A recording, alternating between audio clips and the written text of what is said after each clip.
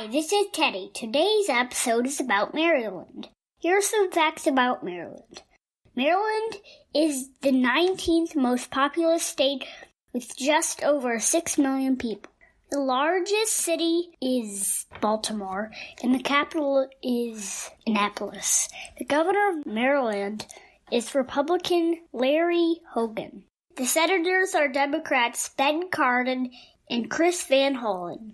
Maryland sends 8 representatives to the U.S. House of Representatives, 7 Democrats and 1 Republican. Bye, listeners.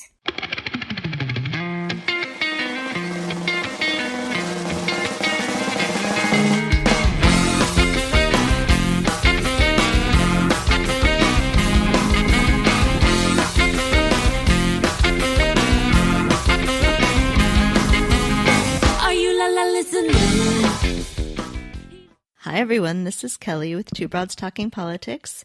Today we're talking about the politics of Maryland, and I am on with returning guest Allison Galbraith. Allison was running for Congress in the Maryland 1st District, and she is a self-described loud activist. Hi Allison. Hi, how are you? I'm great. Thanks so much for joining me. No problem. So my first question about Maryland politics is that it seems like such an overwhelmingly Democratic state. That's what we think about it as. What does it actually feel like on the ground? How do politics play out in Maryland? Is it actually that Democratic? Well, it is by numbers. We have some disenfranchised voters that they don't turn out. So while it is a blue state and we have a Democratic supermajority in our General Assembly, we do also have one of the most popular Republican governors in the country. So a lot of this is rooted in poor turnout. Hopefully we can fix it for the next go-round and make sure that our state continues headed in the correct direction instead of falling behind like it has been in a lot of areas. So what are some of those issues where Maryland has been falling behind and that people are concerned with? Well, we have education. We've fallen from 1st to 6th in the nation while Hogan has been governor.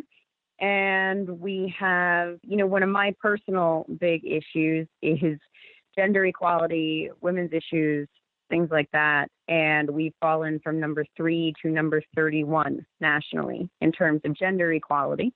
And then we're also dead last in the region for wages and economic growth.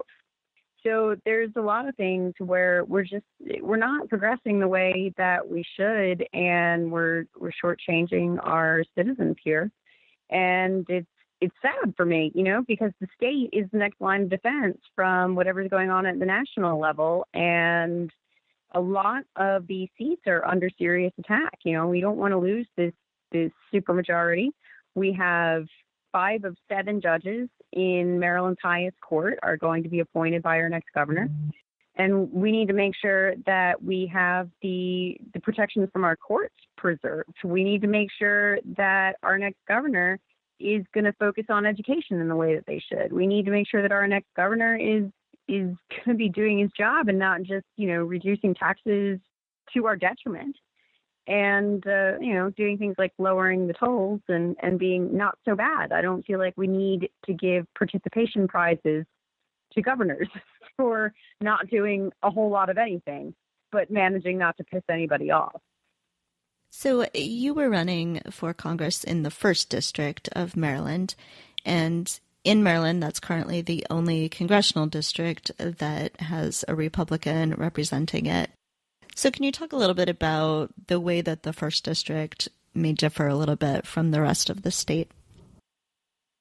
Well, the 1st District was intentionally gerrymandered to be a Republican district, which means it's difficult to win. It's also got our shore in it and some agricultural areas in these western counties, and it's got like some unique issues in that it's got rural area issues. But it's not the only district in Maryland, certainly not in the country, that has some things like rural broadband are going to be a bigger issue there, or jobs are a bigger issue there when transportation infrastructure doesn't necessarily allow you to get to a big city to work very quickly. So there are things that need to be addressed specifically in those areas. And obviously you have bay health, and if you have, rising sea levels, and we have a lot of these big hurricanes and things like that, an area that has beaches on it is at greater risk of having more damage from climate change. So they have some things like that there. But there's this misunderstanding about District 1 and the Eastern Shore, about how red it is. The shore is not the problem in District 1. The shore is purple. And it's the other areas, these northern parts of the western counties that are in District 1, where the problem actually is for Democrats. And I was able to flip a lot of those people. They were telling me on primary day that if I won the primary, they would come out and they would vote for me. I think they know that there's a problem with Andy Harris's leadership, if you can even call it that, and that there's a chance even in that district. But one of the problems with the gerrymandering was that when they gerrymandered it, the party stopped coming around, stopped knocking doors. There's not good data in these areas. We don't have good phone numbers in these areas. People haven't been talking to the people in these areas. We can't just assume people are going to vote. You have to go out and you have to talk to people, and you have to ask them to vote, and you need to make them understand why it's important to go out and vote. So we need to make sure that we're doing that across the first district so that these disenfranchised voters are coming back to the party. And what does that energy look like on the ground now in the first district, but throughout Maryland? Are people in the Democratic Party getting more engaged and really paying attention to these areas? Are they doing that door knocking? So they are doing the door knocking, and people are getting more engaged. We have a lot of indivisible groups popping up. The clubs are more active. People are talking about it more than they ever used to prior to the 2016 election. There are a lot of people who are awake now, and they're getting involved in ways that they never have in their entire lives. I'm a very active member of Together We Will here in Harford County, and it's a fantastic group, and it popped up mostly after the election. And I had done some surveying when the group first came up, and we were trying to collect people's names and contact information, things like that. 67% of the people in that group had never been politically active before. Most of them were not midterm voters. Every one of those women are now, and that group is a force to be reckoned with. I mean, they will turn people out. They helped me win this county. I know they make a difference, and I would say that the level of engagement and the level of enthusiasm varies by county, and there are variances from county to county. But here in Harford County, we filled the ballot. A lot of these seats Democrats don't even compete for because they're considered too difficult to win. So people don't even try. They've just been abandoned, and then Republicans are still here, so the area turns. And that's what happened here over the last couple decades. But now Democrats are showing back up, and I think that we have a real chance of winning a lot of these seats back. So, Allison, thank you so much for coming back on the podcast and giving us some info about Maryland politics. I think it's always good to get a sense for how maybe it's not quite as straightforward as it might look from the outside. And thank you for all the work you continue to do in Maryland politics. I was really impressed after the primary that you immediately turned around and were helping Jesse Colvin's campaign. So thank you so much for continuing to be such a strong activist. No problem. There are a lot of people in this state that have real problems, and we need real solutions, and we're not going to get them if we don't stay involved. All right. Thanks, Allison, for once again coming on the podcast. And I'm sure we'll have you back on in the future. And listeners, stay tuned for conversations with Susie Turnbull and Eve Hurwitz. What kind of underwear was Queen Elizabeth I having to deal with when she dominated that English throne? What did women in ancient Egypt use for contraception? Was the 19th century hoop skirt used to suppress women, or did it actually liberate them? Welcome to the Exploress, where we time travel back through women's history to discover what it was really like to be them. Join me as we walk through past eras, exploring their worlds so we can appreciate their stories. Ready to meet a whole host of fascinating women? Just look for the Exploress wherever you get your podcasts. Let's go traveling. I have with me my co-host, Sophie. Hey, Sophie. Hey, Kelly. I'm really excited about tonight. And we have with us today Susie Turnbull, who is the Democratic nominee for Lieutenant Governor in Maryland. Hi, Susie. Hi, great to be with you both. Yeah, thanks so much for joining us. Let's just jump in with, can we ask you a little bit about your background? I know you have a long history with the Democratic Party and how you got into this race. Sure. When I looked at the two of you up and I saw that you were from the Midwest, I thought you would want to know that I really started in politics in Ohio. I'm a girl from the Midwest, too.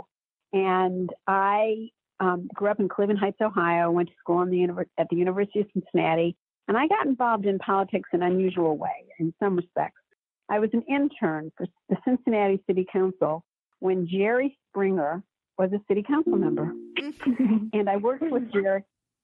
Pretty crazy. And but it was a great time. It was during the Vietnam War, there were war protests. There were also issues like clean air and clean water, recycling was starting. And so I got in pretty much on the issue end of it in politics and was very excited to do that. I moved to Maryland to go to graduate school at the University of Maryland.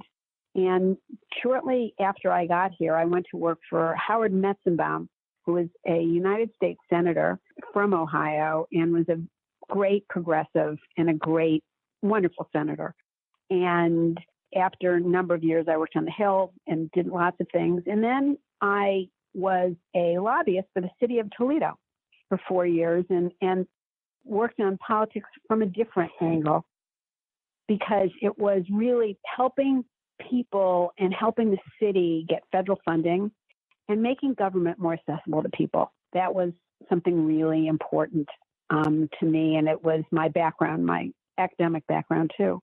So when I started to raise a family and saw what was happening locally in Maryland, I walked into a campaign office pushing a stroller, and I was pregnant at the time and said, I'm here to help. I don't like the Republican candidate at that time for Congress, and I want to help you guys. I'm going to be taking some time off when my baby's born, and I'm here to help.